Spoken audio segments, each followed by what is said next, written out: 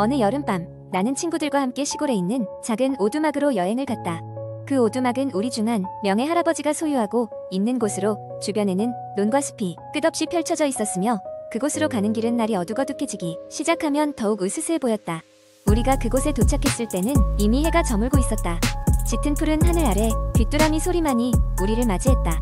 첫날 밤 우리는 오랜만에 여행에 들떠 저녁을 먹고 게임을 하며 보냈다. 그러다 우연히 친구 중 한 명이 오래된 이야기를 꺼냈다. 그 오두막 주변에는 예전부터 어떤 귀신 이야기가 전해져 내려오고 있다는 것이었다. 한밤중 불쑥 나타나 자신을 알아봐주지 않으면 갑자기 사라져버린다는 하얀 소복 입은 여인의 이야기였다. 그 여인은 자신을 알아보는 사람에게는 어떠한 해도 끼치지 않지만 그렇지 않으면 오랫동안 따라다닌다고 했다. 그 이야기는 단순히 오랫동안 내려오는 허구의 이야기라고 생각했기에 우리는 대수롭지 않게 넘겼다. 늦은 밤이 되자 하나둘 씻고 잠자리에 들었다. 하지만 나는 좀처럼 잠이 오지 않았다. 창 밖에서 들리는 나뭇잎이 흔들리는 소리와 그 고즈넉한 분위기가 뭔가 묘하게 신경을 곤두세우게 했기 때문이다. 그날 밤 나는 이상한 꿈을 꾸었다. 꿈에서 나는 오두막 밖에 서 있었고 짙게 드리운 안개 속에서 누군가가 천천히 다가오고 있었다. 그것은 바로 그 하얀 소복을 걸친 여인이었다. 그녀는 차분한 목소리로 내 이름을 부르며 도와달라고 말했다. 하지만 나는 아무것도 할 수 없었다. 그 순간 그녀의 얼굴이 갑자기 처참히 일그러지며 사라져버렸다. 흠칫 놀라 잠에서 깨어난 나는 주위를 둘러봤다. 모든 것이 고요했고 친구들은 다들 곤히 자고 있었다. 잠깐 꿈이겠지 생각하며 마음을 가라앉히려 노력했다. 하지만 창 밖에서 무언가가 움직이는 소리가 다시 들리기 시작했다. 두근거리는 심장을 진정시키려 하면서 창문 앞으로 조심스럽게 다가갔다. 그곳에는 아무것도 없었다. 텅 비어있는 어둠이 나를 바라보고 있을 뿐이었다. 조금 안도하며 다시 침대로 돌아가려던 순간 밖에서 문 두드리는 소리가 들렸다. 처음에는 바람소리일 거라고 생각했지만 두드림은 점점 더 규칙적으로 커져갔다. 혹시나 하고 문 가까이 가서 조심스럽게 문을 열고 바깥을 내다봤지만 아무도 없었다. 친구들에게 이 일을 말해도 나만 이상한 경험을 한 것 같아 혼자만의 착각이라고 생각하기로 했다. 다음날 아침 창밖을 보니 발자국이 남아있는 것을 발견했다. 밤새 누군가가 이곳에 왔던 것만 같아 섬뜩함이 몰려왔다. 그날 저녁 다시 꿈속에서 그 여인을 만났고 그녀는 더욱 애절한 목소리로 도움을 요청했다. 이번엔 그녀의 뒤에 진짜 그녀의 형체가 보였고 나는 그제서야 그것이 진짜 그녀임을 알 수 있었다. 여인은 나를 발견하고서야 안도의 미소를 지으며 말했다. 이제야 나를 봐주는군요. 감사합니다. 그러고는 다시 안개 속으로 사라져갔다. 그 사건 이후로 이상한 일은 더 이상 일어나지 않았다. 아마도 나는 그 여인의 고요한 감사 속에서 무언가 해결된 것 같은 기분이 들었다. 무서운 꿈은 불안감과 호기심을 남겼을 뿐이었고 우리는 그러한 경험을 또 하나의 여름밤 추억으로 남기고 도시로 돌아왔다. 그 후로도 그 오두막을 떠올릴 때면 괜한 소름이 돋곤 했지만 그 여인의 미소는 종종 나를 안심시켜 주었다. 두 번째 이야기 어느 여름밤 서울 외곽의 한 작은 마을에서 일어난 일입니다. 이 마을은 인구가 많지 않고 주변은 숲으로 둘러싸여 있었으며 깊은 산 중턱에 위치해 있었습니다. 그 마을의 주민들은 오랫동안 서로를 알고 지내왔고 매일 밤 평화로운 일상을 즐기곤 했습니다. 그런데 어느 날 마을에 알 수 없는 소문이 돌기 시작했습니다. 그 소문은 마을 밖 숲 깊은 곳에 위치한 오래된 폐가에 관한 것이었습니다. 폐가는 오랜 시간 비어 있었고 그곳에 누구도 가지 않았습니다.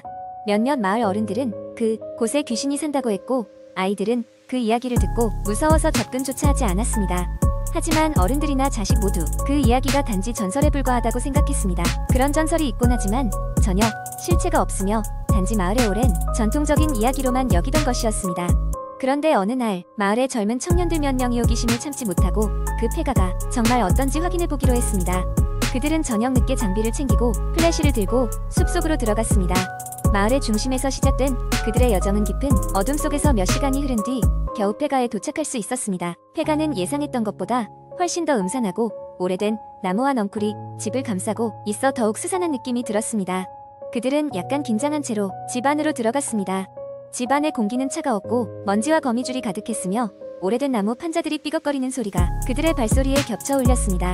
그들은 불안감을 떨치고 집 안을 살펴보기로 했습니다. 각자 나누어져 방을 하나씩 확인했지만 처음에는 아무것도 이상한 점을 발견할 수 없었습니다. 하지만 그들이 2층에 올라갔을 때 일이 벌어졌습니다. 그중 한 명이 문 뒤에 숨겨진 무언가를 발견했습니다. 그것은 오래된 일기장이었습니다.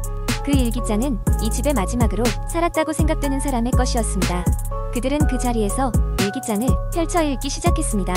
일기의 글씨는 마음을 불안하게 만들 정도로 비틀리고 흩어져 있었고 몇몇 페이지는 얼룩져 글을 읽을 수 없었습니다.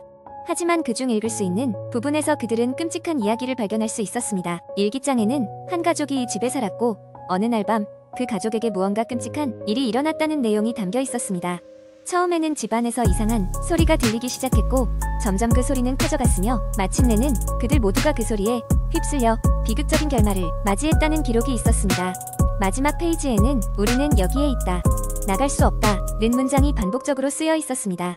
청년들은 소름이 끼쳤습니다. 그들은 일기장을 덮으며 주변을 둘러봤지만 어두운 집안에서 그를 바라보는 듯한 차가운 시선이 느껴졌습니다. 그들은 급히 그곳을 나와 마을로 돌아갔고 그날 밤 이후로 그곳에 대한 이야기는 더욱 흉흉해졌습니다. 마을 사람들조차 들어본 적 없는 사연이었지만 청년들은 그곳에서 들은 소리와 느낀 기운을 평생 잊지 못했다고 전했습니다. 그 후로 폐가는 더 이상 이야기거리가 되지 않았고 누구도 그곳에 가려 하지 않았습니다. 시간이 흘러 그 마을은 현대화 속에서 몇몇 전설과 함께 잊혀져 갔지만 그 여름밤 청년들이 겪었던 공포는 여전히 그들의 기억 속에서 살아 숨쉬고 있었습니다. 그리고 때때로 그들은 서로 만나 술잔을 기울이며 그 밤을 회상하고는 했습니다. 비록 시간이 지나면서 기억은 흐릿해졌지만 그 공포감만은 언제나 생생하게 되살아나곤 했습니다. 세 번째 이야기 한 곡, 인터넷에서 흔히 볼 수 있는 공포 썰 중 하나를 장황하게 풀어보겠습니다. 이 이야기는 여러 온라인 커뮤니티에서 종종 회자되며 사람들에게 소름 끼치는 경험을 안겨주곤 합니다. 누구에게나 일어날 수 있을 법한 평범한 상황에서 시작되는 이 이야기는 점점 긴장감과 공포감을 더해 갑니다. 제목, 늦은 밤에 버스에서 20대 중반의 직장인인 민수는 평소와 다름없이 바쁜 하루를 마무리하고 퇴근길에 올랐다. 그날따라 회사에서는 퇴근 시간이 예정보다 늦어져 그녀는 밤 11시가 다 되어서야 사무실을 나설 수 있었다. 민수의 집으로 가는 길에는 한적한 시외버스를 타고 30분 정도 가야 했고 그동안 버스는 어두운 시골길을 지나갔다. 버스 정류장에서 민수는 다행히도 막차 시간을 놓치지 않고 버스를 잡아 탈 수 있었다. 운전기사에게 인사를 하고 그녀는 천천히 버스 중앙쯤에 앉았다. 버스 안에는 그녀 외에 한두 명의 승객밖에 없었고 모두가 지쳐 보였다. 민수는 헤드폰을 꺼내어 음악을 들으며 편하게 자리에 몸을 맡겼다. 버스는 도시를 벗어나 점점 어두운 시골길로 접어들었다. 창밖에는 가로등 하나 없는 캄캄한 길만이 펼쳐져 있었고 가끔씩 나타나는 나무 그림자들이 불길하게 흔들렸다. 민수는 자연스레 졸음이 밀려와 눈을 감았지만 마음 한켠에는 왠지 모를 불안감이 자리 잡고 있었다. 얼마쯤 지났을까? 민수는 어느새 깊은 잠에 빠져 있었고 버스는 어느 한적한 정류장에서 멈춰섰다. 그녀는 작은 진동에 눈을 뜨고 주변을 둘러보았다. 그 순간 검은 정장을 입은 한 남자가 천천히 버스에 올라탔다. 그의 얼굴은 가로등 불빛에 가려 제대로 보이지 않았지만 묘하게 차가운 기운을 뿜어내고 있는 듯했다. 그 남자는 느린 걸음으로 민수가 앉은 자리 주변을 지나맨 뒷좌석의 자리를 잡았다. 민수는 다시 눈을 감고 잠을 청하려 했지만 왠지 모를 불쾌한 기운에 마음이 안정되지 않았다. 그녀는 순간적으로 고개를 돌아 그 남자를 흘낏 바라보았다. 남자의 시선이 창밖을 향하고 있는 듯했으나 민수는 등줄기를 타고 흐르는 서늘한 느낌을 지울 수 없었다. 몇 정류장을 더 지나 드디어 민수의 집 근처에 가까워지는 정류장이 나타나기 시작했다. 그녀는 내려야 할 준비를 하려 일어섰고 그 순간 버스가 갑자기 덜컹이며 멈춰섰다. 민수는 놀라서 손잡이를 꽉 쥐고 주변을 둘러보았다. 어느새 다른 승객들은 모두 내려가고 민수와 그 검은 정장의 남자만이 버스에 남아있었다. 그리고 운전기사도 이상하게 보이지 않았다. 민수는 놀라움과 불안에 휩싸였다. 문득 뒤를 돌아 남자의 존재를 다시 확인했을 때 그는 고개를 돌려 민수를 직시하고 있었다. 그 순간 민수는 그의 얼굴을 자세히 볼 수 있었는데 그의 얼굴은 이상하리만치 하얗고 윤곽이 흐릿해서 마치 이 세상의 사람이 하는 것처럼 보였다. 갑자기 버스가 다시 움직이기 시작했고 민수는 이 상황을 벗어나야 한다는 직감에 사로잡혔다.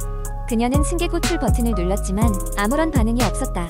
그녀의 손은 식은땀으로 젖어 있었고 심장은 두근거림을 견딜 수 없을 정도로 빠르게 뛰고 있었다. 버스는 다시 어둠 속을 달리기 시작했고 민수는 서둘러 자신의 하차벨을 찾기 시작했다.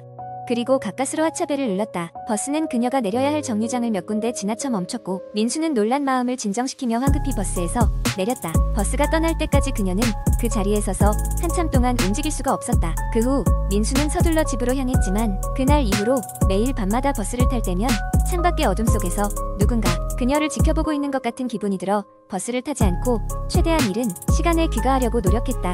이 경험은 그녀에게 깊은 트라우마로 남아 한동안 그녀는 늦은 밤 혼자서 밖에 나가는 것을 극도로 꺼리게 되었다. 이 이야기의 진위 여부는 불확실하지만 많은 사람들은 불필요한 시간에 불필요한 길을 가지 않도록 조심해야 한다고 말하곤 한다. 때로는 일상의 한 부분조차도 예기치 못한 공포의 시작이 될 수 있기 때문이다. 이 이야기는 각기 다른 버전과 변형이 있으며 각색과 상상력을 통해 사람들은 자신들만의 독특한 공포 썰을 만들어내곤 합니다. 이런 이야기는 사람들에게 긴장과 스릴을 선사하며 때로는 교훈을 주기도 합니다.